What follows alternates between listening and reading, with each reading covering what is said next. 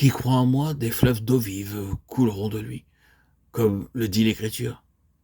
Or, il disait cela de l'Esprit, que devaient recevoir ceux qui croiraient en lui, car le Saint-Esprit n'avait pas encore été donné, parce que Jésus n'était pas encore glorifié.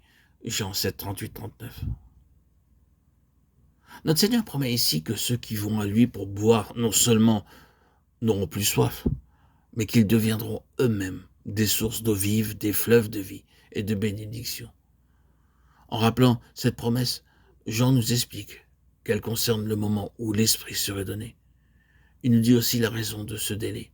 Le Saint-Esprit n'avait pas encore été donné parce que Jésus n'était pas encore glorifié. La traduction littérale dit « le Saint-Esprit n'était pas encore ». Mais comme cette expression a paru étrange, on a ajouté le mot « donné ». Cependant, si nous prenons le texte tel qu'il est, nous comprendrons mieux que pourquoi l'Esprit ne pouvait pas être donné avant que Jésus fût glorifié. Nous avons vu que Dieu s'est révélé de deux manières, comme Dieu sous l'ancienne alliance et comme Père sous la nouvelle alliance. Nous savons aussi que le Fils, après avoir été dès le commencement avec le Père, Jean 1, 1, 2, dans une nouvelle phase d'existence en devenant chair, Jean 1, 14, lorsqu'ensuite il remonta au ciel, il était toujours le Fils unique du Père. Et pourtant, il n'était plus le même qu'auparavant, car alors, comme Fils de l'homme, il était le premier-né d'entre les morts. Colossiens 1, 18, Apocalypse 1, 5. Revêtu de cette humanité glorifiée qu'il avait sanctifiée parfaitement pour lui-même, de même le Saint-Esprit, lors de son effusion le jour de la Pentecôte, était réellement quelque chose de nouveau. Sous l'ancienne alliance, il avait toujours été appelé l'Esprit de Dieu ou l'Esprit de l'Éternel. Il ne portait pas alors le nom de Saint-Esprit comme un nom lui étant propre. Ce n'est que lorsqu'il vint préparer la voie pour Christ et lui former un corps que ce nom lui fut donné. Luc 1, 15, 35.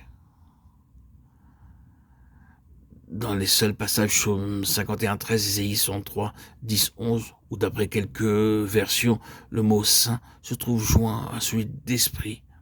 Le texte hébreu dit l'esprit de sa sainteté. C'est donc comme l'Esprit de Dieu qu'il est mentionné et non comme troisième personne de la Trinité.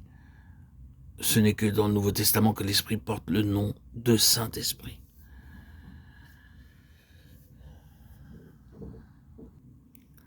Ce n'est que lorsqu'il vint préparer la voie pour Christ et lui former un corps que ce nom lui fut donné. Luc 1, 15, 35.